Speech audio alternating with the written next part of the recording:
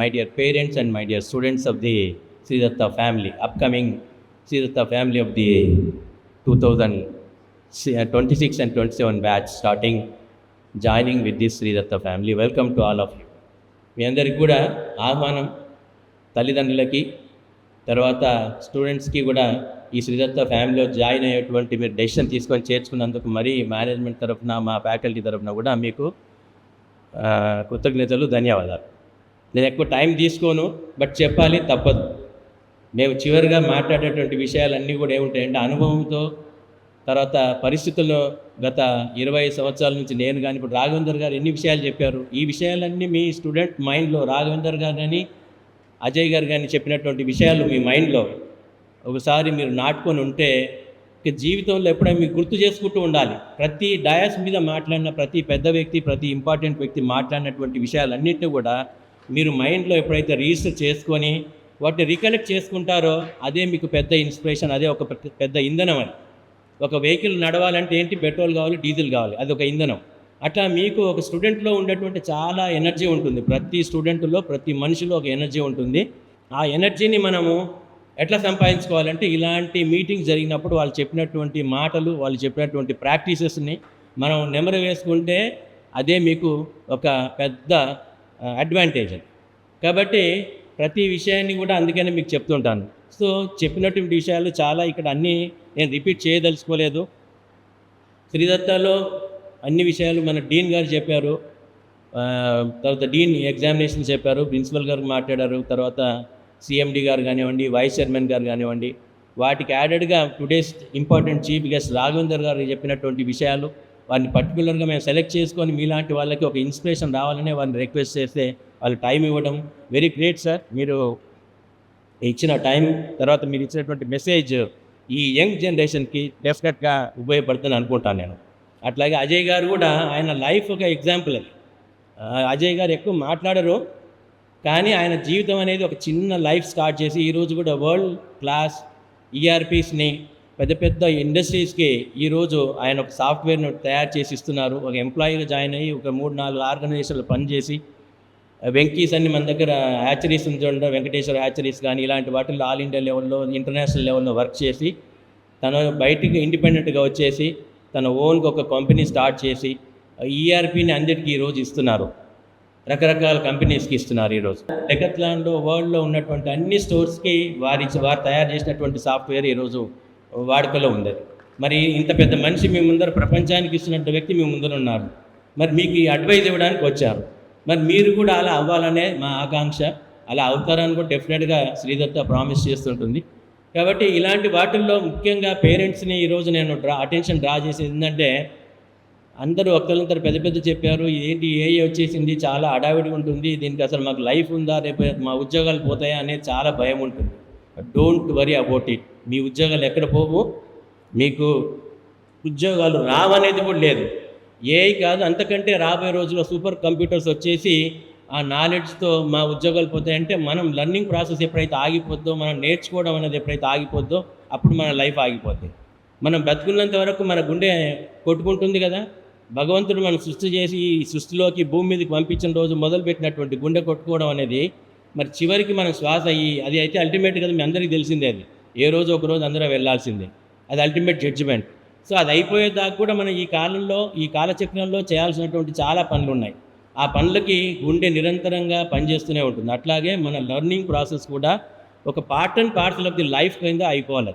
మనం నేర్చుకునేటువంటి విద్య మన ఈరోజు టైం బౌండ్, ఈ రోజు మాత్రమే చదవాలి, ఈ నెల రోజులు మాత్రమే చదవాలి, ఈ 8 సెమిస్టర్లు మాత్రమే చదవాలి అనేది మనము పక్కకు పెట్టాలి.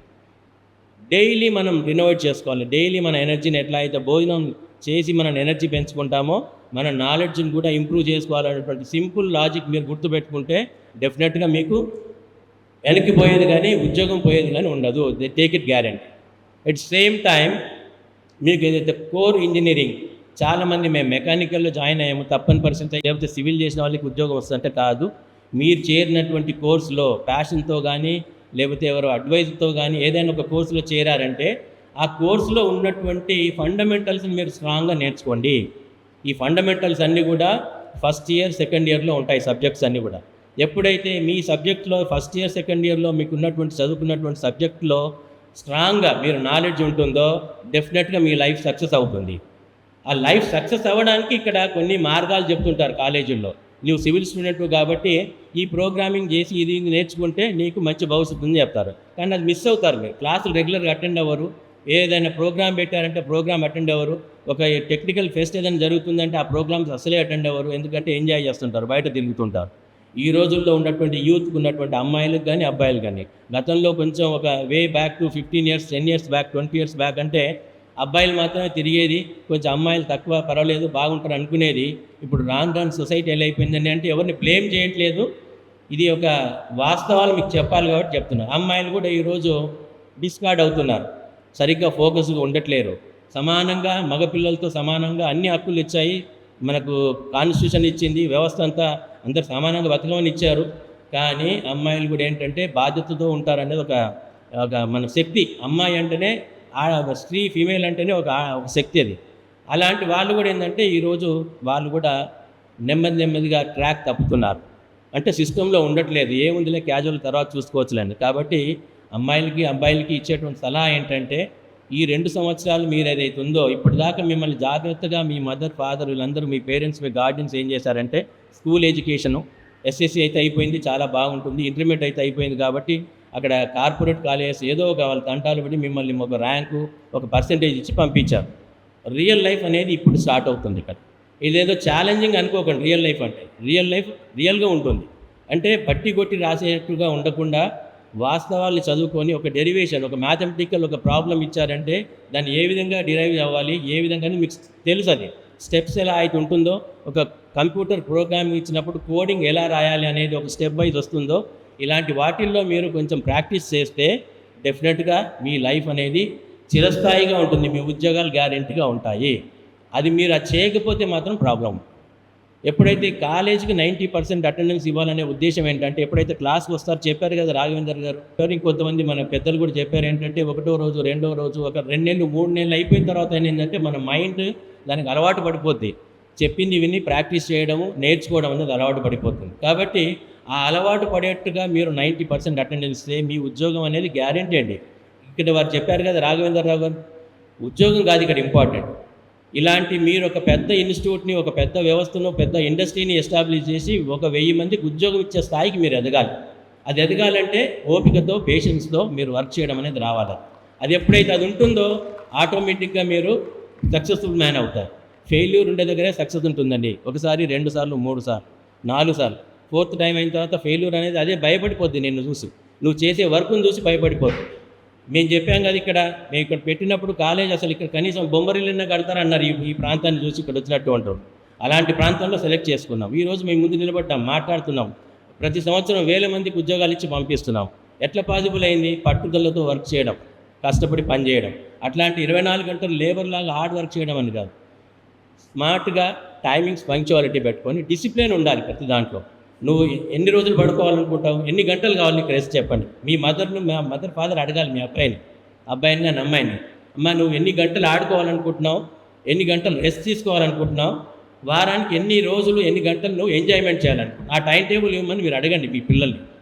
ఆ టైం టేబుల్ తీసుకున్న తర్వాత నువ్వు రోజుకు పోనీ ఇవన్నీ అయిపోతాయి. వాళ్ళ ప్రియారిటీస్ అన్నీ ఎంజాయ్మెంటు, సినిమాలు, తిరుగుడు, ఫ్రెండ్స్తో తిరగడము, పార్టీస్ తిరగడం అన్నీ అయిపోయిన తర్వాత లాస్ట్ ఆప్షన్ మీరు పేరెంట్స్ ఏమడగండి అంటే నువ్వు రోజుకు ఎన్ని గంటలు నువ్వు చదవడానికి అవకాశం ఇస్తావు, నీ టైం టేబుల్లో పెట్టుకుంటావు. అది మాత్రం అష్యూర్డ్గా మీరు తీసుకోండి, ప్రామిస్ తీసుకోండి.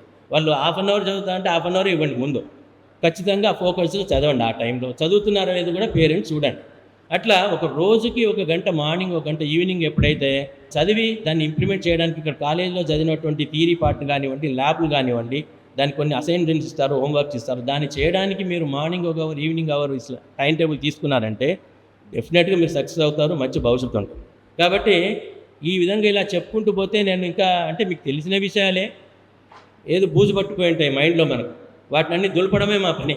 కాలేజీలో ఉన్నటువంటి టీచర్లకు కానీ, తర్వాత కాలేజీలో ఉన్నటువంటి మేనేజ్మెంట్స్ కానీ, మీ అడ్మినిస్ట్రేటర్స్ వర్క్ ఏంటంటే మైండ్ ఏదైతే బూజు పట్టిపోయి సోమర్థనం వచ్చి ఉంటుందో దాన్ని క్లీన్ చేయడమే మా బాధ్యత. కాబట్టి మీ అందరూ కూడా రిక్వెస్ట్ చేసేది ఏంటంటే మీ పిల్లలను ఆ విధంగా టైం టేబుల్ తీసుకొని బలవంతం చేయకండి. ఎట్ సేమ్ టైం ఈ వచ్చినటువంటి ఇప్పుడు గ్యాజెట్స్ ఏవైతే ఉన్నాయో ల్యాప్టాప్స్ కానివ్వండి, ఫోన్లు కానివ్వండి, మంచి ఎంత ఉందో చెడు కూడా అంతే ఉంది.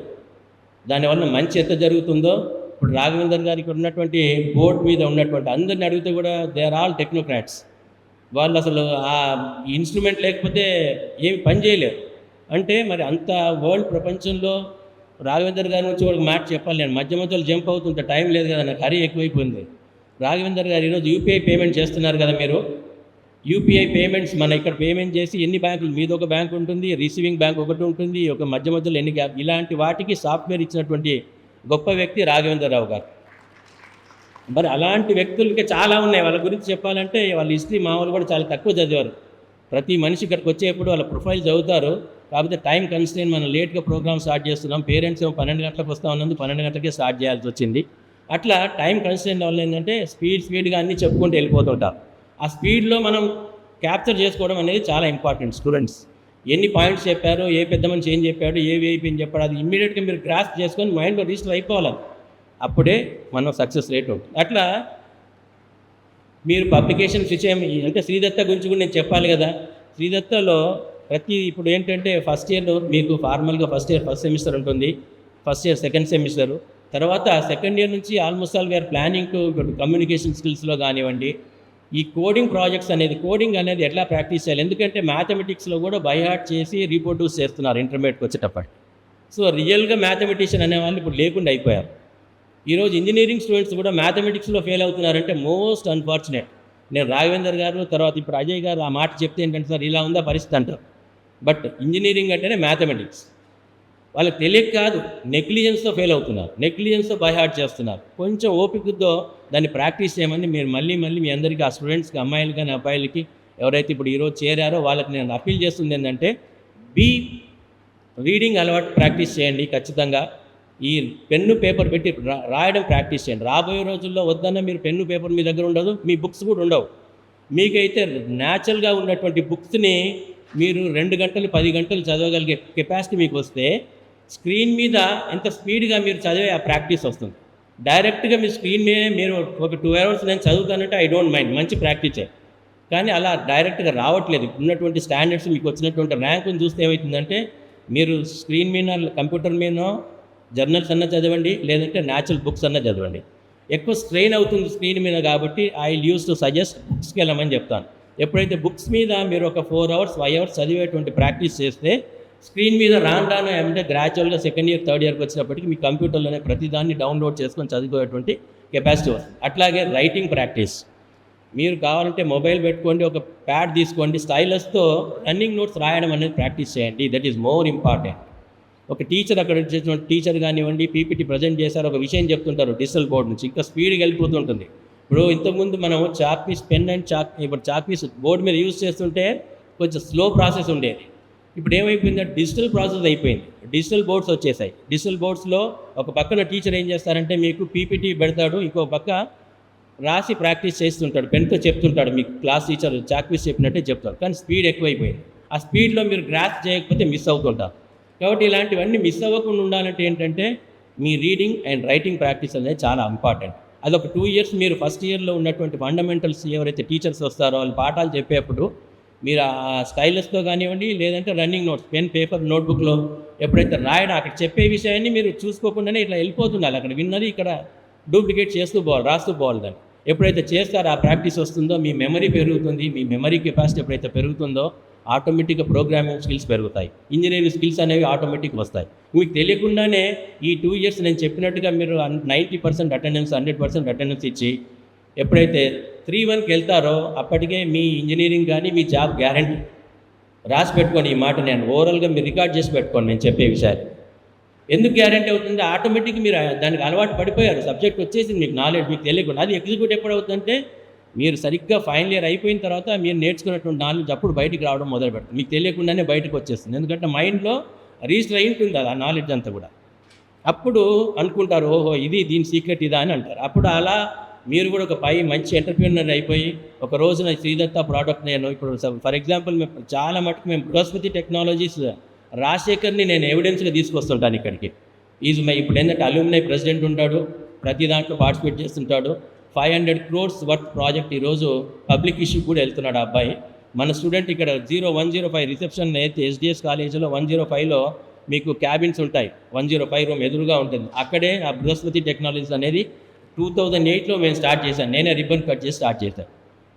ఆ స్టార్ట్ చేసినటువంటి బృహస్పతి టెక్నాలజీ ఈరోజు ఒక పెద్ద వ్యవస్థగా ఆల్ ఇండియా లెవెల్లో ఎక్కడ ఎలక్షన్ జరిగినా ఆ అబ్బాయి సీసీ కెమెరాస్ ఉంటాయి, అబ్బాయి ధోరణి ఇవన్నీ జరుగుతున్నాయి. సో అలాంటి వాళ్ళు చాలామంది ఉన్నారు. అంటే లైవ్ ఎగ్జాంపుల్ మీకు ఇక్కడ అందుబాటులో ఉన్నాయి, పేరు తీసుకొని చెప్తున్నాను. హార్వర్డ్కి వెళ్తే హార్వర్డ్లో మన స్టూడెంటే ఉన్నారు అక్కడ. ఇక్కడ సెకండ్ క్లాస్లో పాస్ అయ్యి నా దగ్గరికి వాళ్ళ father with great request sir బతిమాలుకొని సీట్ ఇవ్వమంటే సీట్ ఇచ్చాను అతనికి. ఆ అమ్మాయి బాగా చదువుకొని పైకి వెళ్ళింది, యూఎస్కి వెళ్ళింది. యూఎస్లో హార్వర్డ్ అంటేనే మరి అందరికి ఇంటర్నేషనల్ స్కూల్ కదా, మరి అక్కడ మన స్టూడెంటే అక్కడ ఈరోజు టీచర్గా ఉన్నాడు. సో ఎక్కడ తక్కువ ఉన్నాం మనం ఫోకస్ చేయడం దాంట్లో ఇంపార్టెంట్. కాబట్టి మీలో ఉన్నటువంటి ఎనర్జీని బయటికి తీసుకురావడానికి ఇవన్నీ ఈ స్పీచ్లు, మేము ఇంతమందితో మాట్లాడడం, ఈ టీచర్లు చెప్పడం. కాబట్టి మీరు నాలో ఏమీ లేదు, నాకు 1,50,000 ర్యాంక్ వచ్చింది, 2 లక్షల ర్యాంక్ వచ్చింది, డోంట్ వరీ, మీరు భయపడకండి. జస్ట్ మీరు 35%తో పాస్ అయిన, డోంట్ వరీ, భయపడకండి. At least you start your journey now onwards. ఈ రోజు నుంచి శ్రద్ధగా టైం టేబుల్ క్లాసులో జరిగింది విని దాన్ని చదవడము, రీప్రొడ్యూస్ చేయడం. ఏదైతే చదువుతారో దాన్ని మళ్ళీ ఇంటికి వెళ్ళి తర్వాత ఒక పేపర్ మీద రాస్తే ఆ క్వశ్చన్స్ ఇస్తుంటారు, ఆన్సర్ చేయండి, దానికి మళ్ళీ ప్రాబ్లం ఇస్తారు, అసైన్మెంట్ ఇస్తారు. ఇచ్చినటువంటి వాటిని మీరైతే రీప్రొడ్యూస్ ఎప్పుడైతే చేస్తారో డెఫినెట్గా మీరు సక్సెస్ అవుతారో. అలాంటి టీచర్లు ఉన్నారు. You are fortunate with the Sridatta. ఏంటంటే బయాట్ చేయించే టీచర్ లేరు, కొంచెం మందలించి గట్టిగా చెప్పి నేర్పించే టీచర్లు ఉన్నారు కాబట్టి సక్సెస్ రేట్ ఉంది. ఈరోజు స్టేట్లో లాస్ట్ ర్యాంక్ వచ్చిన స్టూడెంట్ కూడా శ్రీదత్తాకు వస్తే ఉద్యోగం వస్తుంది. ఎందుకు వస్తుందంటే ఇదే రీజన్. మంచి టీచర్లు ఉన్నారు, మంచి ల్యాబ్లు ఉన్నాయి, వాటిని ఎలా వాడుకుంటారు సార్ చెప్పారు కదా. ఒక గేదె ఉందండి మన ఇంట్లో, జెర్సీ ఉంటుంది, లేకపోతే నార్మల్ ఆవు గేదె ఉంటుంది. మీరు ఎంత మేత పెట్టి ఎంత పిండుకుంటే అంత పాలు వస్తాయి. అట్లా ఇక్కడ ఉన్నటువంటి ఇన్స్టిట్యూట్లో అన్ని వసతులు ఉన్నాయి, అన్ని ఫెసిలిటీస్ ఉన్నాయి. నువ్వు మార్నింగ్ 9కి వచ్చావంటే ఈవినింగ్, ఇప్పుడు మనకి ఇంటర్నేషనల్ స్టాండర్డ్స్లో ఉన్నటువంటి ఇన్ని కోట్లు ఖర్చు పెట్టి ఇప్పుడు మీరు కూర్చునే ప్రాంతం నెక్స్ట్ 6 నెలల్లో ఉండదు. ఇక్కడ ఇది ప్లేన్గా ఉండదు, ఇది ఒక క్రికెట్ గ్రౌండ్ అయిపోతే ఇంటర్నేషనల్ స్టాండర్డ్స్ ప్లే గ్రౌండ్స్ వస్తాయి. సో మీ మైండ్ డైవర్ట్ అవ్వకుండా మీరు టైం స్పెండ్ చేస్తే మీ క్లాస్లో ఉండాలి, లేదంటే ల్యాబ్లో ఉండాలి, లేదంటే లైబ్రరీలో ఉండాలి, లేదంటే క్లబ్స్ గురించి చాలా మటుకు మా వాళ్ళు ఎక్కువ చెప్పలేకపోయారు. Lot of information, lot of activities there in Sridatta. Club activities ఉన్నాయి ఇక్కడ. ఆ క్లబ్ యాక్టివిటీస్ అంటే sports, cultural, sports, technical, spoken English, అట్లా ఎన్ని వాట్ నాట్ ఇట్లాంటి క్లబ్స్ ఉన్నాయి. ఈ క్లబ్స్లో కూడా పార్టిసిపేట్ చేసేది ఎవరు? మీరే. క్లబ్స్ లీడర్స్ ఎవరు? మీరే. మీరు 3rd ఇయర్ అయిపోయేటప్పటికి ఏంటంటే క్లబ్ మీరు వదిలేసి నెక్స్ట్ మీ జర్నీ స్టార్ట్ అవుతుంది 4th ఇయర్కి. అట్లా ఫస్ట్ ఇయర్లో మొదలైనటువంటి క్లబ్ జర్నీ. సో ప్రతి యాక్టివిటీ క్లబ్ యాక్టివిటీస్. సో వీటన్నిటిలో కూడా మీరు ప్రోయాక్టివ్గా మీరే రావాలి, పార్టిసిపేట్ చేయాలి. చేస్తే ఏమవుతుందంటే లైఫ్ మీకు చాలా బాగుంటుంది. కాబట్టి ఆల్రౌండ్ సక్సెస్ అవుతారు. తర్వాత చాలా మటుకు ఇప్పుడు రాబోయే రోజుల్లో ప్రతి ఇంజనీరింగ్లో ప్రతి ఎక్కడికి వెళ్ళినా కూడా ఇంటర్డిసిప్లినరీ ఇంజనీరింగ్ అనేవి ఖచ్చితంగా ఉంటాయి. ఇప్పుడు మనకు వచ్చినటువంటి ఈవీ మోటార్ వెహికల్స్ ఉన్నాయి. సో దాన్ని తీసుకుంటే ఎలక్ట్రికల్ అవసరం, అక్కడ కంప్యూటర్ ప్రోగ్రామింగ్ ఉంటుంది, ఎలక్ట్రానిక్ చిప్స్ ఉంటాయి. అంటే 4 ఇంజనీరింగ్లో దాంట్లో ఇమిడి ఉంటేనే అది ఒక ప్రోడక్ట్ తయారవుతుంది. మీ మొబైల్ కూడా అంతే. కాబట్టి నేను కంప్యూటర్ని నేర్చుకుంటాను, నేను ఈసీ సబ్జెక్ట్ నేర్చుకోను, లేకపోతే మెకానికల్ డ్రాయింగ్ పెట్టారు నేను ఆ ప్రోగ్రామింగ్ చేయను, ఫిట్టర్ అండ్ ట్రేడింగ్ 11 ట్రేడ్స్ ఉంటాయి, ఆ ట్రేడ్స్ కూడా నేను ప్రాక్టీస్ చేయను. చాలామంది మిస్లీడ్ చేస్తుంటారు కొంతమంది. అదేమవసరం రా, నీకు కంప్యూటర్ సైన్స్ చదువుకున్నవాడికి ఆ ట్రేడ్స్ ఏం అవసరం అంటారు. దాని రహస్యం ఎప్పుడంటే నువ్వు ఇంజనీరింగ్ అయిపోయిన తర్వాత తెలుస్తుంది. కాబట్టి ఒక కరికులం ఏదైతే ఫ్రేమ్ చేశారో, లేదంటే ఒక ప్రోగ్రామ్ ఏదైతే కాలేజీలో ఒక టీచర్ కానీ ఒక ప్రొఫెసర్ కానీ చెప్పారంటే అది శ్రద్ధగా విని నేర్చుకోవాలనేది మాత్రమే మీ మైండ్లో ఉండాలి. ఒక స్ట్రక్చర్, ఏదైతే ఒక సిలబస్ ఫ్రేమ్ చేయడానికి కొంతమంది మేధావులు కలిసి గ్రూప్ ఆఫ్ టీమ్ యూనివర్సిటీ లెవెల్లో కానివ్వండి, కాలేజీ లెవెల్లో కానివ్వండి ప్రిపేర్ చేస్తేనే ఆ స్ట్రక్చర్ వస్తుంది. అది మీకు డైరెక్ట్గా ఈరోజు ఉపయోగపడవచ్చు, బట్ మీ జీవితంలో ఖచ్చితంగా ఏదో రోజు ఉపయోగపడుతుంది. కాబట్టి ఇలాంటి వాటిని మీరు అనవసరమైన మాటలు బయట చెప్పేటువంటి వ్యక్తులు కొన్ని డీవియేట్ చేస్తుంటారు. ఈ రోజుల్లో దౌర్భాగ్యం ఏంటంటే, నేను చెప్పాల్సిన కొన్ని విషయాలు ఏంటంటే, సోషల్ మీడియాలో మంచి ఉంది, చెడు ఉంది. మంచిని ఏదైనా క్రిటిసైజ్ చేస్తే డెఫినెట్గా వెల్కమ్ చేస్తాం. చివరికి ఏ స్థాయికి వెళ్ళిపోయిందంటే, స్టూడెంట్ని డిసిప్లిన్లో రమ్మని చెప్తే టీచర్లను కూడా కామెంట్ చేసే స్టేజ్కి వచ్చింది. దాన్ని రికార్డ్ చేయడం, దాన్ని సోషల్ మీడియా పెట్టి ఆ టీచర్లను, ఆ ఇన్స్టిట్యూట్లను బ్లేమ్ చేయడం. What is that non sense? అది ఎవరు ఖండించే వాళ్ళు లేరు. సోషల్ మీడియాను ఖండించాలనేది ఎవరికి లేదు ఇప్పుడు ఈరోజు. ఎందుకంటే అది స్వేచ్ఛ ఎక్కువైపోయింది. స్టూడెంట్ని డిసిప్లిన్గా ఒక ఫుల్ టీషర్ట్ వేసుకొని, షూ వేసుకొని నీట్గా ప్రజెంట్ ఉంటే బాగుంటుందా, లేక స్లిప్పర్స్ వేసుకొని వచ్చేసి జీన్ ప్యాంట్ వేసేసుకొని ప్రొఫెషనల్ కాలేజీ లాంటి రాఘవేంద్రరావు లాంటి వాళ్ళు కాలేజీలకు వస్తుంటారు. ఇంటర్వ్యూస్కి వస్తుంటారు పెద్ద పెద్ద కంపెనీస్. వాళ్ళు చూస్తే ఏమనుకుంటారు, ఇలాంటి డిసిప్లిన్ లేనటువంటి స్టూడెంట్స్ ఈ కాలేజీలో ఉన్నారు కాబట్టి ఇలాంటి వాళ్ళకి ఉద్యోగాలు ఇవ్వాలనేది పెద్ద క్వశ్చన్ మార్క్. మీరు చెడిపోయేది కాకుండా మీ చుట్టుపక్కల ఉన్నటువంటి 100 మంది జీవితాలను నాశనం చేస్తున్నారు. That is wrong. ఇలాంటివి ఈ సోషల్ మీడియాలో వస్తున్నాయి. దీన్ని నమ్మొద్దు. స్ట్రిక్ట్గా పద్ధతిగా ఉండి తర్వాత ఇంకొక విషయం కూడా చెప్పాలి. సోషల్ మీడియా ఈ మధ్యకాలం చూసింటారు, పిల్లలకి అసలు రీడింగ్ హ్యాబిటే పోయింది. కరోనా తర్వాత ఘోరమైన పరిస్థితి ఏర్పడింది సిచ్యువేషన్ మార్కెట్లో. వాళ్ళని బలవంతంగా మేమే లేపి నిద్ర లేపి పంపాల్సినటువంటి పరిస్థితి వాళ్ళ తప్పు కాదు, అది నేచర్ ప్రాబ్లం వల్ల. అది స్కూల్లో అట్లాగే ఎఫెక్ట్ అయ్యారు, ఇంటర్మీడియట్లో ఎఫెక్ట్ అయ్యారు. చివరికి ఇంజనీరింగ్ కాలేజ్కి వచ్చేటప్పటికి బాధ్యత మాకు పడింది. ఎందుకంటే మేము ఫినిషింగ్ ప్రోడక్ట్ చేసి వాళ్ళకి ఉద్యోగం ఇస్తామని చూపించామని చెప్తున్నాం కాబట్టి, ఆ మాటను నమ్మి చేరారు కాబట్టి వాళ్ళకి ఏదో దారి చూపించాలన్నప్పుడు ప్రతి సంవత్సరం ప్రతి బ్యాచ్లో ప్రతి స్టూడెంట్లో కొత్త కొత్త విషయాలు మాకు తెలుస్తుంటాయి. మెజారిటీ ఆఫ్ ది ప్రాబ్లమ్స్ని ఐడెంటిఫై చేసి ఆ ప్రాబ్లమ్స్ తీసుకొని దాని సొల్యూషన్స్ ఇస్తుంటారు మా టీచర్స్ కానివ్వండి, ప్రొఫెసర్స్ కానివ్వండి. ఇచ్చినప్పుడు ఆ ఇంప్లిమెంటేషన్ పార్ట్లో లాస్ట్ రీసెంట్ డేస్లో ఏంటంటే పిల్లలకి అసలు స్టడీయింగ్ అనే కల్చరే పోయింది. ఇప్పుడు ఏదైనా మా మొబైల్లో ప్రపంచం అంతా ఉంది, మేము దీంతోనే బతుకుతాం అంటున్నారు. You are correct. ఇది నేను తప్పనట్లేదు, ఎవరు కూడా తప్పను. ఎంతవరకు ఇది there is some limitation for this gadget. మంచి చెడు అన్నీ దీంట్లోనే వస్తున్నాయి. కానీ దీంతోనే నేను మొత్తం బుక్స్ చదువుతాను, దీంతోనే రాస్తాను, దీంతోనే వింటానంటే ఇది కుదరదు కదా. ఆ విధంగా ఏమైందంటే మన రీడింగ్ స్కిల్స్ పోతున్నాయి, మెమరీ పవర్ తగ్గిపోతుంది. దానివల్ల ఏంటంటే అతి తక్కువ కాస్ట్లో వచ్చేటువంటి ISBN నెంబర్, ఒక బుక్ ఏదైనా పబ్లిష్ చేయాలంటే ఆ బుక్ పబ్లిష్ చేయాలంటే పర్మిషన్ తీసుకోవాలి. మనం పబ్లిష్ చేయాలంటే అథెంటిసిటీ ఉండాలి దానికి. అలాంటి బుక్స్ పబ్లిష్ చేసి చీప్గా ఒక ఏంటంటే గవర్నమెంట్ మరి ఇక్కడ ఆఫీసుగా తప్పుగా భావించవద్దు, పిల్లలకి ఏంటంటే GST లేకుండా మేము బుక్స్ ఇవ్వడం స్టార్ట్ చేసాం. దానివల్ల ఒక దుర్మార్గుడు దుష్టుడు, నేను ఈ మాట మీ అందరి ముందు అనాలి కాబట్టి అంటున్నాను, మేము ఇక్కడేమి డ్రగ్స్ అమ్మట్లేదు, మందులు అమ్మట్లేదు, లేకపోతే అన్వాంటెడ్ థింగ్స్ అమ్మలేదు. ఒక 5,000 రూపాయలకు స్టూడెంట్స్ బుక్స్ ఇచ్చారని చెప్పి ఇక్కడ ఉన్నటువంటి డైరెక్టర్లను, ఇక్కడ ఉన్నటువంటి అకాడమిషియన్స్ని చాలా బ్లేమ్ చేసినటువంటి ఒక యూత్ని నాశనం చేసినటువంటి వ్యవస్థలు పెట్టుకొని బోర్డులు పెట్టుకొని సోషల్ మీడియా చాలా ఇబ్బంది పెట్టారు. I'm sorry to say this. ఆ జెంటిల్మెన్ ఇక్కడ ఈ డయాస్ నుంచి కూడా నేను అడ్రస్ చేస్తున్నాను. నువ్వేదైనా చేయాలనుకుంటే జీవితానికి పిల్లలకి మంచి చేయి, లేదా నిజంగా అవాస్తవం జరిగితే వచ్చి రిప్రజెంట్ చేయి. కానీ రోడ్డు మీద తిరిగేటువంటి చదువు రానటువంటి పిల్లల్ని, లేకపోతే విడివిడి జ్ఞానంతో ఉన్నటువంటి పిల్లల్ని వెనక వేసుకొని జీవితాలను పాడు చేయడానికి మాత్రం రావద్దని నేను దయచేసి రిక్వెస్ట్ చేస్తున్నాను. ఈ సభాముఖంగా మీ ద్వారా నేను వాళ్ళకి తెలియజేస్తున్నాను. ఎందుకంటే చేయగలిగితే మంచి చేయండి. ఇన్ని కోట్ల రూపాయలు 4 సంవత్సరాల నుంచి గవర్నమెంట్కు రకరకాల ప్రాబ్లమ్స్తో, వాళ్ళకున్న ప్రాబ్లమ్స్తో ఈరోజు చాలామంది ఇక్కడ ఉన్నటువంటి స్టూడెంట్స్ అందరికీ కూడా ఏంటంటే మన ఫీజు రీయింబర్స్మెంట్ ద్వారా జాయిన్ అవుతున్నారు. 4.5 సంవత్సరాల నుంచి గత ప్రభుత్వం, తర్వాత వచ్చిన ప్రభుత్వం కానీ వాళ్ళు ఇవ్వలేకపోతున్నారు. రీజన్ ఏంటో మాకు తెలియదు. అయినా కూడా మేము కాలేజ్ నడపగలుగుతున్నాం. ఇక్కడ ఉన్నటువంటి స్టాఫ్ వాళ్ళకి 30 days వాళ్ళు మిమ్మల్ని, మీ పిల్లల కొరకు పనిచేస్తున్నారు. ఇక్కడ ఉన్నటువంటి స్టాఫ్ వాళ్ళు ఆ పిల్లలకి మరి ఆ జ్ఞానం లేకుండా వాళ్ళని తిట్టడం, వాళ్ళని మాట్లాడడం అంటే, వాళ్ళ జీతం ఇచ్చినా ఇవ్వకపోయినా, మీరు డబ్బు కట్టినా కట్టకపోయినా వాళ్ళు పనిచేస్తున్నప్పుడు మన బాధ్యత ఏంటి? సోషల్గా మనకు ఉండేటువంటి ఆబ్లిగేషన్, నేను పేరెంట్స్ని అడగట్లేదు, స్టూడెంట్స్ని అంటున్నాను. మీరు కూడా నిజాయితీగా ఉంటే మాట్లాడండి, తప్పులేదు నాకు. కానీ నిజాయితీగా లేకుండా అనెథికల్గా ఉంటే మాత్రం దయచేసి మీరు చేతనైతే ప్రొటెస్ట్ చేయండి. ఒకవేళ ప్రొటెస్ట్ చేసే ధైర్యం లేదు, కాన్ఫిడెన్స్ లేకపోతే ఇది తప్పు అని చెప్పి మిగతా వాళ్ళకి ప్రచారం చేయకుండా చూడండి. ఎందుకంటే సోషల్ మీడియా వలన ఒక 10 ఇప్పుడు మంచి అలవాటు ఉన్నటువంటి స్టూడెంట్స్, మంచి అలవాట్లతో పైకి వచ్చే స్టూడెంట్ మేము చెప్పినా, మీరు చెప్పినా, ఎవరు చెప్పినా వాళ్ళ దాటి వెళ్ళిపోతారు. ఈరోజు సొసైటీలో ఉన్నటువంటి ప్రాబ్లం ఏంటంటే 70% ఆఫ్ ది స్టూడెంట్స్కి సరైన డైరెక్షన్ లేనందువల్ల సొసైటీ పాడైపోతుంది. ప్రతి స్టూడెంట్లో, ప్రతి మనిషిలో ఒక ఎనర్జీ ఉంటుంది. ఆ ఎనర్జీని సరిగ్గా మనం ఛానలైజ్ చేసి ఒక వైర్ ద్వారా కరెంటుని ఎలా పంపిస్తామో అట్లా ఒక డైరెక్షన్ ఇచ్చి ఒక స్టూడెంట్ని సరైన దారిలో పెడితే డెఫినెట్గా వాడు ప్రయోజకుడు అవుతారు, దేశానికి ఉపయోగపడతారు. దేశానికి మనం ఏం చేయాలి? ప్రతి ఒక్కరూ దేశానికి చేయడం అంటే అక్కడ బార్డర్లో ఉన్నటువంటి సైనికుడో, లేకపోతే ఇక్కడ ఉన్నటువంటి పోలీస్ డిపార్ట్మెంటో కాదండి. ప్రతి సిటిజన్ బాధ్యత ఉంది, ప్రతి సిటిజన్ చేయాల్సిన అవసరం ఉంది. అట్లీస్ట్ మనం మంచి అంటే కాదు, నువ్వేం చేయొద్దు, నువ్వు ఓట్లు వేయొద్దు, నువ్వేం చేయొద్దు. మంచిని అప్రిషియేట్ చేయకపోతే రేపు మన పిల్లలు, మన సొసైటీ పాడైపోతే, ఇప్పటిదాకా మనకి ఇచ్చినటువంటి మన పూర్వీకులు, మన పెద్దలు ఈ నేచర్ని, ఈ వ్యవస్థని మనకి ఇచ్చినటువంటి చదువుని ఇచ్చారు కాబట్టే ఈ మాత్రం మనము పైకి వచ్చి మన ఫ్యామిలీస్ని నిలుపుకొని మనం పోషిస్తున్నాం.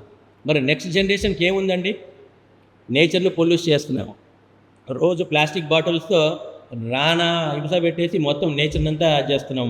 Air pollution, water pollution, ground pollution, ప్రతి తిండి తినే దాంట్లో అన్ని పొల్యూషన్. సో దీన్ని ఎవరు సమాజం నాకేమొస్తుందిలే, నేను దర్జాగా ఉన్నాను, ఏసీ ఈరోజు ఏసీలో కూర్చొని తింటున్నారు. ఇప్పుడున్నటువంటి ఈ పిల్లలు, ఈ జనరేషన్ 20 years తర్వాత మీరు ఆలోచించండి ఎలా ఉంటుందో వాళ్ళ పరిస్థితి. ఇప్పటికే క్యాన్సర్ ఎలా పెగిలిపోతుంది. అంటే నేను సబ్జెక్ట్ డీవియేట్ అవుతున్నానని అనుకోకండి. ఈ సోషల్ అవేర్నెస్, సివిక్ సెన్స్ అనేది కూడా part and parcel of the education. గతంలో సివిక్స్ అనేది ఒక సబ్జెక్ట్ ఉండేది మనకి. ఇప్పుడు రాను సిలబస్లో స్కూల్లో అది సివిక్స్ అనేది తీసేశారు. తగ్గిపోయింది, తీసేశారో లేదు నాకు తెలియదు కానీ తగ్గించేశారు. సివిక్ సెన్స్ ఎప్పుడైతే ఉండదో అది మన చెట్టును మన మానవును మనమే నరుక్కున్నట్టు. మనకు తినడానికి మంచి ఫుడ్ ఉండదు, తాగడానికి మంచి నీళ్ళు ఉండవు, పీల్చుకోవడానికి మంచి గాలి ఉండదంటే ఇంకేం కావాలంటే ఇప్పుడు మనం ఈ జనరేషన్, నెక్స్ట్ జనరేషన్ ముందుకు వెళ్ళాలంటే వాళ్ళ భవిష్యత్తు ఏంటనేది కూడా ఆలోచించాల్సినటువంటి బాధ్యత ప్రతి మనిషి మీద, ప్రతి పౌరుని మీద ఉంది. కాబట్టి ఈ అవేర్నెస్ కూడా మేము చెప్పాల్సినటువంటి బాధ్యత ఉంటుంది. కాబట్టి ఇది కూడా చెప్తున్నాను. కాబట్టి తప్పుగా భావించొద్దు. ఎవరైనా ఏదైనా మేము వేరే విషయాలు చెప్పామనుకోండి. అట్లా ఇక్కడ ప్రతి మేధావి, ప్రతి మనిషి ఒక్కొక్క విషయం చెప్పారు. ఈ చెప్పినటువంటి పాయింట్స్ అన్నీ కూడా మీ మైండ్లో రిజిస్టర్ చేసుకుంటే డెఫినెట్గా మీరు ఒక మంచి సిటిజన్ అవుతారు. ఒక చిన్న లైవ్ ఎగ్జాంపుల్ నిన్న చెప్తాను నేను. నిన్న మా క్యాంటీన్లో ఇక్కడికి what you call Kia Motors అనేది కంపెనీ రిక్రూట్మెంట్కి వచ్చింది. వచ్చినప్పుడు హెచ్ఆర్ గారు ఏంటంటే అందరు ఇంటర్వ్యూస్ అయిపోయినాయి, అందరికీ ఎవరు సెలెక్ట్ అయింది లిస్ట్ ఆయన జాగ్రత్తగా పెట్టుకున్నాడు. భోజనానికి క్యాంటీన్కి వెళ్ళినప్పుడు ఆయన కూడా నార్మల్గా ఒక స్టూడెంట్ లాగా వెళ్ళి అక్కడ టేబుల్ మీద కూర్చున్నాడు. అంటే వీళ్ళందరూ హెచ్ఆర్స్ కంపెనీస్ వచ్చిన వాళ్ళు ఇవి కూడా చేస్తుంటారు. మా మెసేజ్ పంపిస్తున్నారు, భోజనానికి లేట్ అయితే చాలామంది షుగర్ బీపీ వాళ్ళు ఉంటారు, క్షమించాలి, అయిపోయింది 2 minutesలో క్లోజ్ చేస్తున్నాను. అంటే ఇవన్నీ చెప్పకపోతే తెలియదు కాబట్టి చెప్పాల్సిన అవసరం ఉంది చెప్తున్నాను. సో అతను ఏం చేశాడంటే చిన్న క్వశ్చన్ వేశాడు, బాబు ఎందుకు నువ్వు ఈ ఉద్యోగం చేయాలనుకుంటున్నావు? ఇప్పుడే నీకు ఇంకా 1 year టైం ఉంది, నువ్వు జస్ట్ 3-2 కంప్లీట్ చేసుకొని 4-1కి వచ్చావు, నీకు అసలు ఈ ఉద్యోగం ఎందుకు ఇప్పుడు అవసరమా? సార్ నాకు ఫైనాన్షియల్ స్టెబిలిటీ కావాలన్నాడు అబ్బాయి. రియల్లీ ఆ అబ్బాయిని నేను అప్రిషియేట్ చేస్తాను. గట్స్ ఉన్నాయి అబ్బాయికి, గట్స్ ఉన్నాయి జీవితం మీద. ఏంటంటే నేను నా సొంత కాళ్ళ మీద బతకాలి. సొంత కాళ్ళ మీద బతకడం అంటే ఏంటి? నీ డబ్బులు నువ్వు సంపాదించుకోవడం. సో నువ్వు డిగ్రీ అవ్వకముందే ఆ అంబిషన్ ఉందంటే డెఫినెట్గా అప్లోడ్ సక్సెస్ అవుతాడు. తన కాళ్ళ మీద తను నిలబడాలనేటువంటి మాట చెప్పినప్పుడే అతను లిస్టులో ఉన్నాడో లేదో తెలియదు కానీ హెచ్ఆర్ ఏం చేశాడంటే అతని పేరు లిస్టులో పెట్టేశారు. అంటే ఆలోచించండి ఎలా ఉంటుంది వ్యవస్థ అనేది. అంటే మనిషిలో ఉన్నటువంటి ఒక చిన్న అంబిషన్ చాలదు ఇంప్రెస్ చేయడానికి. ఆయనకి ఎంత టెక్నాలజీ ఉంది అది అవసరం లేదు, అవన్నీ చేయగలడు. ఆ మనిషిలో ఉన్నటువంటి అంబిషనే చాలు. నిన్న వచ్చి నాకు స్పెషల్గా చెప్పాడు, ఆయన థ్యాంక్స్ చెప్పాడు. అలా అంబిషన్ ఉన్నటువంటి పిల్లల్ని ఏంటంటే తయారు చేయడమే మా బాధ్యత. ఇప్పుడు అబ్బాయి ఏదో పూర్ కాదు, నిజంగా తిండి లేనటువంటి వ్యక్తి కాదు. నేషనల్ హైవే ఆనుకొని అబ్బాయికి 25 acres ల్యాండ్ ఉంది. తక్కువ 5 కోట్లు వేసుకున్నా కూడా 3 కోట్లు వేసుకున్నా కూడా ఎంత ఆశపడ్డాడు అబ్బాయి. అయినా ఆ అబ్బాయి ఏమన్నాడు, నాకు ఫైనాన్షియల్ స్టెబిలిటీ కావాలన్నాడు. అంటే నా కాళ్ళ మీద నేను నిలబడాలన్నాడు. అంటే బీదోడు కాదు అబ్బాయి. అలాంటి వాళ్ళు కావాలి మనకి సొసైటీలో. అలాంటి వ్యక్తులు మీరు తయారవ్వాలి. ఇలాంటి స్టూడెంట్స్ మీరు తయారవుతే మీకు రాబోయే రోజుల్లో మంచి భవిష్యత్తు ఉంది అని అతను లిస్టులో చూడకుండానే డైరెక్ట్గా ఆ పేరు మైండ్లో పెట్టుకొని లాస్ట్లో యాడ్ చేశాడు ఆయన. అబ్బాయి అంటే లాస్ట్లో ఇంటర్వ్యూ అయ్యి నేను ఎందుకులే నాకు వద్దులేని అబ్బాయి వెళ్ళిపోయినాడు. బట్ ఆయన కూడా అబ్బాయికి పిలిచి ఉద్యోగం ఇచ్చాడు. అంటే ఇది రహస్యం. అది అట్లా మీరు కూడా మీలో చాలా ఎనర్జీ ఉంది. డెఫినెట్గా మీరందరూ కూడా తల్లిదండ్రుల మీద ఒక రెస్పాన్సిబిలిటీగా ఫీల్ అవ్వకుండా మీ అంతకు మీరు 3rd year నుంచే నా కాళ్ళ మీద నిలబడాలనేటువంటి తపనతో మేము సపోర్ట్ చేస్తున్నాము. దాన్ని ప్రాపర్గా మీరు యూటిలైజ్ చేసుకునేది నా అప్పీల్. ఇంత చెప్పేదంతా కూడా ఏంటంటే మీ అందరికీ కూడా నేను రిక్వెస్ట్ చేసేది ఏంటంటే ల్యాప్టాప్ కొనివ్వండి, కంపల్సరీ మంచి గ్యాజెట్ కొనివ్వండి, కానీ మిస్యూజ్ అవ్వకుండా చూడండి. దాన్ని నైట్ టైం లేట్ నైట్స్ కూడా దాన్ని చార్ట్ చేసుకున్నారు, మంచి చార్ట్ చేస్తున్నారు, తప్పులేదు. ఒక 2 years వరకు భరించాలి వాళ్ళు. ఎన్ని తిట్టుకున్నా ఏం లేదు, ఏం చేస్తున్నా అనేది మానిటర్ చేయడం అనేది చాలా అవసరం. కాబట్టి ఇలాంటివన్నీ జాగ్రత్తలు తీసుకుంటూ రాబోయే రోజుల్లో శ్రీదత్తంలో ఇంకంటే ప్రికాషన్ అంటారా, స్టూడెంట్స్ చెప్పాల్సిన మెసేజ్ పేరెంట్స్ చెప్పాము. మంచి టీచర్లు ఉన్నారు, మంచి ల్యాబ్లు ఉన్నాయి, ట్రాన్స్పోర్ట్ ఫెసిలిటీ కూడా. ఇంకొకటి ఏంటంటే జనరల్గా ట్రాన్స్పోర్ట్ కూడా ఎలా వాడుకోవాలనేది కూడా ఒక చిన్న చిట్కా చెప్తాం మీకు. జనరల్గా ఏమనుకుంటారంటే ఏముంది బస్సులో కడితే ఏమొస్తుంది అంటే తెలివైన వాడు ఆలోచించేది ఏంటంటే ప్రతి మార్నింగ్ కానీ ఈవినింగ్ కానీ ప్రతి స్టూడెంట్ లాంగ్ రూట్లో ఉండేవాడు 1 గంట నుంచి 1.5 గంటల టైం బస్సులో స్పెండ్ చేయాల్సి వస్తుంది సమ్ టైం ట్రాఫిక్ ఉన్నప్పుడు. సో దాన్ని 2 విధాలుగా వాడుకోవచ్చు. స్టూడెంట్ బాగా ఇంట్లో చదువుకొని అలసిపోయి ఉన్నప్పుడు బస్సులో వచ్చి కూర్చుంటే 1.5 అవర్ మంచి రెస్ట్, మంచి డీప్ స్లీప్ తీసుకున్నాడంటే మళ్ళీ 12 అవర్స్ ఎనర్జీ ఉంటుంది పని చేయడానికి. ఈవినింగ్ కూడా మళ్ళీ ఇక్కడ కాలేజీలో బాగా 9 అవర్స్ 8 అవర్స్ వర్క్ చేసి మళ్ళీ బస్సులో కూర్చున్నాడంటే ఇంటికి వెళ్ళేటప్పుడు ఎనర్జీ. సో ఇంటికి వెళ్ళిన తర్వాత కూడా మీకు నువ్వు చాటింగ్ కానివ్వండి, గేమ్స్ కొరకు కానివ్వండి, నీ ఫ్రెండ్స్తో కానివ్వండి, మళ్ళీ ఒక 4 గంటలు పనిచేసి చదువుకోవడానికి మీకు ఒక 2 గంటలు టైం దొరుకుతుంది. కాబట్టి ఇలాంటి బెనిఫిట్స్ కూడా చాలా ఉంటాయి. కాబట్టి దాన్ని యూజ్ చేసుకోవాలి, దాన్ని మిస్యూజ్ చేయొద్దు. దాన్ని ఏమనుకుంటారంటే అంటే ఆర్టీసీ బస్సులో వెయిటింగ్ ఎక్కువ ఉంటుంది, ఫుట్బోర్డ్ మీద వేలాడుతూ తిరుగుతుంటాడు, లేదంటే నాకు కొత్త మోటార్ బైక్ కొని అంటారు. అదొక్కటి కూడా నా పర్సనల్ రిక్వెస్ట్ ఏంటంటే, చాలా ఇన్సిడెంట్ నేను చూశాను కాబట్టి చెప్తున్నాను. పిల్లలకి ఈ 2 వీలర్స్ మీద వాళ్ళకి ట్రైన్ అవ్వడం బెటర్, పర్వాలేదు. కానీ కాలేజీలకు మొదటి సాధ్యమైనంత వరకు మీరు కొంచెం ఒక 2 ఇయర్స్ వరకు బైక్ రైడింగ్ అనేది కొంచెం తగ్గించండి. బైక్ల మీద కాలేజీకి రావడం తగ్గిపో. యూత్ కోపం వస్తుంది. నేను చెప్పే విషయము మీ భవిష్యత్తు కొరకు మేము చెప్పేది, మీరు నడపండి. ఇంట్లో వాళ్ళకి మీ మదర్కి ఫాదర్కి ఏదైనా హెల్ప్ చేయాలంటే కూరగాయలకి సూపర్ మార్కెట్కి వెళ్ళి బైక్ మీద వెళ్ళి తీసుకురండి. కానీ కాలేజీలకి త్రిబుల్ రైడింగ్లు ఇట్లాంటివి వద్దు. కొంచెం ఫ్రెండ్స్తో జాగ్రత్తగా ఉండండి. ఏంటంటే రోడ్లు రోజుకి రోడ్ల పరిస్థితి బాగలేదు, యాక్సిడెంట్స్ బాగా అవుతున్నాయి. కాబట్టి మీరు దయచేసి అదొక 2 సంవత్సరాలు మీరు పోస్ట్పోన్ చేస్తే బాగుంటుందని నా అప్పీల్. దాని బదులుగా మీరు ఏంటంటే కాలేజ్ బస్సులు రండి. మీరు ఒక రూట్లో ఒక 10 మెంబర్స్ ఉన్నారంటే కొత్త రూట్ కూడా ఇంట్రడ్యూస్ చేయడానికి మేము సిద్ధంగా ఉన్నాం. అదేదో ప్రాఫిట్ మేకింగ్ కొరకు కాదు నేను చెప్పేది. అది పెట్టడం వల్ల మాకు మైనస్ బడ్జెటే. ట్రాన్స్పోర్ట్ పెట్టేయడం వల్ల కాలేజ్ మేనేజ్మెంట్కి డబ్బు వచ్చేదే ఉండదు. కాకపోతే మాకు క్వాలిటీ ఆఫ్ ఎడ్యుకేషన్ పెరుగుతుంది. దాంట్లో హాస్టల్లో ఉండడం వల్ల కానివ్వండి, ఒక ప్రైవేట్ హాస్టల్ ఉన్నా పర్లేదు, డిసిప్లిన్తో ఉంటే ఏమవుతుందంటే సిస్టమేటిక్గా ఉంటే క్వాలిటీ లైఫ్, క్వాలిటీ అకాడమిక్స్ బాగుంటున్నాయి.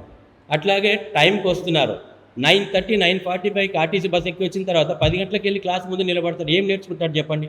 ప్యాంపర్ చేసి అయినా సరే వాళ్ళని ఒక దారి చూపిస్తున్నారు. స్పోకెన్ ఇంగ్లీష్ కానివ్వండి, కోడింగ్ ప్రోగ్రామ్స్ కానివ్వండి. సక్సెస్ రేట్ కూడా ఎక్కువ ఉంది. కాబట్టి అది కూడా అవసరమైతే బయట నుంచి ఊళ్ళ నుంచి వచ్చిన వాళ్ళు ప్రైవేట్ హాస్టల్స్లో ఉండకుండా సాధ్యమైనంత వరకు క్యాంపస్లో ఫుల్ఫిల్ చేసుకోండి.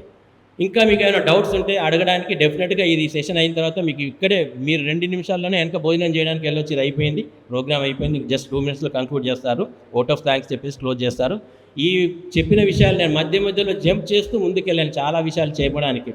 ఏమన్నా దాంట్లో సరిగ్గా అర్థం కాకపోయినా, ఏమైనా ప్రాబ్లం ఉన్నా కూడా లీజర్గా ఉన్నప్పుడు మళ్ళీ మిమ్మల్ని రెగ్యులర్గా అడ్రస్ చేస్తూనే ఉంటాం. ఏమైనా డౌట్స్ ఉంటే కూడా మీరు ఎప్పుడైనా పంపిస్తే అది కూడా మేము అడ్రస్ చేసి క్లియర్ చేస్తాము. సో సవినయంగా మంచి ఉద్దేశంతో మీరందరూ కూర్చొని ఇక్కడ అడ్రస్ చేసినటువంటి విషయాలన్నింటినీ కూడా మీరు అర్థం చేసుకుని అనుకుంటూ సెలవు తీసుకుంటాను. Thank you. 1.5 శ్రీదత్త అందరికీ కూడా శ్రీదత్త నుంచి once again hearty welcome to the 2026 and 27 batch. Thank you 1.5.